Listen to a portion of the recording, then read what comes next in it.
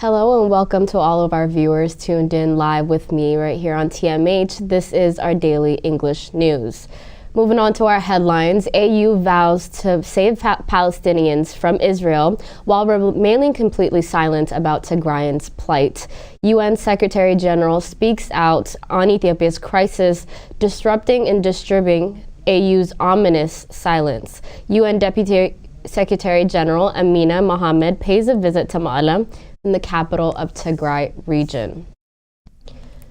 In Addis Ababa, African Union vows to save Palestinians from Israel in the Middle East, but not Tigrayans from hunger and government airstrikes right there in Ethiopia, where their headquarters are located. This story by Today News Africa and the reaction of analysts on the issue said that the chairperson of the African Union Commission, Musa Faki Mahamat, addressed African leaders in Addis Ababa on Saturday during the 35th Ordinary Session of the African Union and outlined what he described as African priorities for 2022.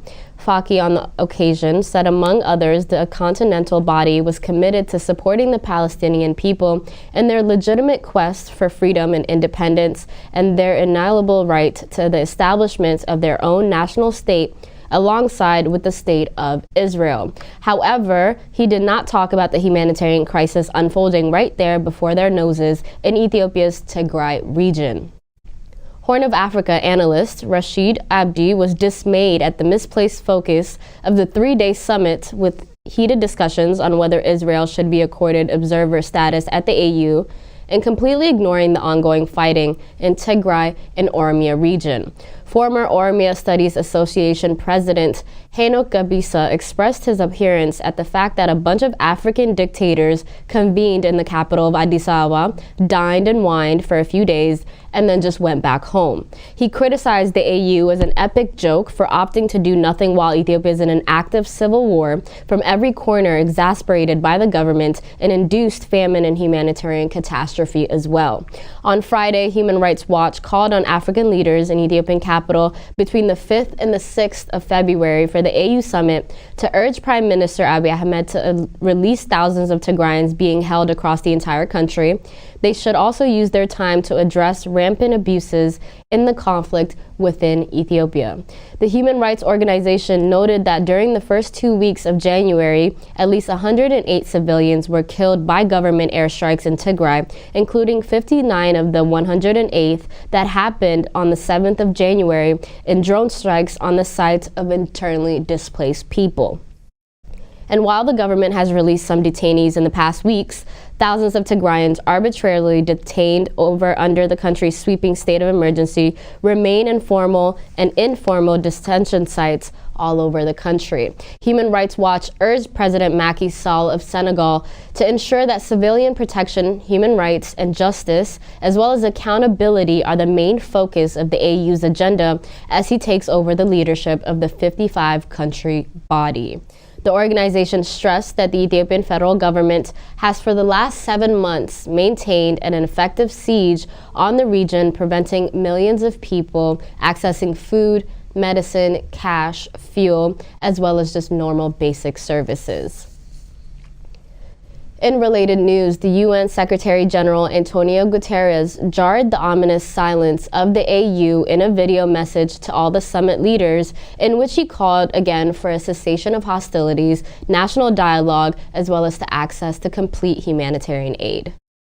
And I reaffirm my appeal for a cessation of hostilities, humanitarian access, and inclusive national dialogue in Ethiopia, the seat of the African Union, and a country that is critical to continental stability. Abiy sat silent as other African leaders gave applause to Guterres, clearly showing his dismay and disappointment at the UN Secretary General's comments as well as remarks. As we move on to more of our updates from the AU summit over the past weekend, Abiy Ahmed said during his address at the AU summit that Ethiopia's challenge was internal in nature and a matter of maintaining law and order. Reacting to that on Twitter, Getachew Reda, member of Tigray Armed Forces Central Command, said he gave a thrashing to Abiy's claim, saying that inviting a rogue state to take active role in the killing of one's people is all but an internal matter, and that committing genocide genocide is not a matter of maintaining law and order either. Getachew also criticized Abiy's Pan-African crusade, which seems to claim that he should be given a carte blanche to kill his people and destroy a nation, and he continues to say Africa needs to say no to this carnage. Many analysts also expressed their dismay at misplaced praises of Ethiopia and Eritrea by some African leaders.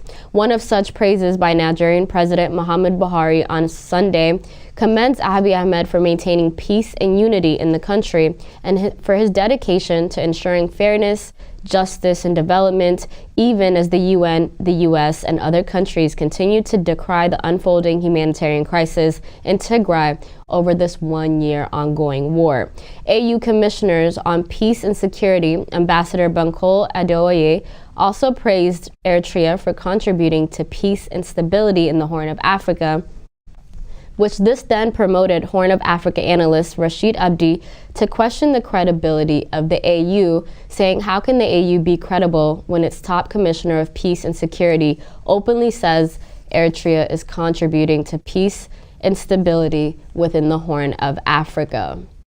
Kenya's President Uhuru Kenyatta on Sunday discussed the Tigray conflict with Ethiopian Prime Minister Abiy Ahmed on the sidelines of the AU summit in the capital of Addis Ababa. The two leaders discussed a wide array of bilateral and multilateral subjects, among them ongoing efforts to end the conflict in the Horn of Africa country's Tigray region.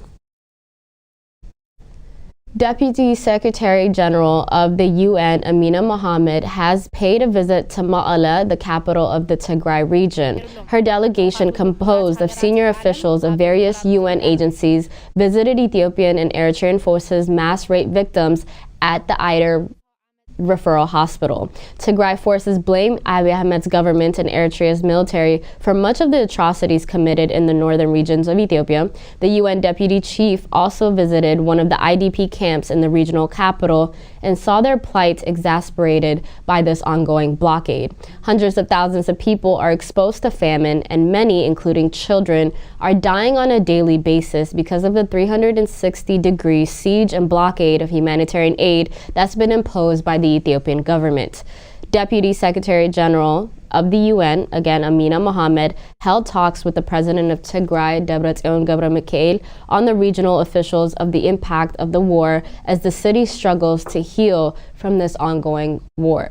This is the first trip by a top UN official, and since the war erupted since November 2020. That concludes our news for today. Thank you so much for tuning in. Goodbye.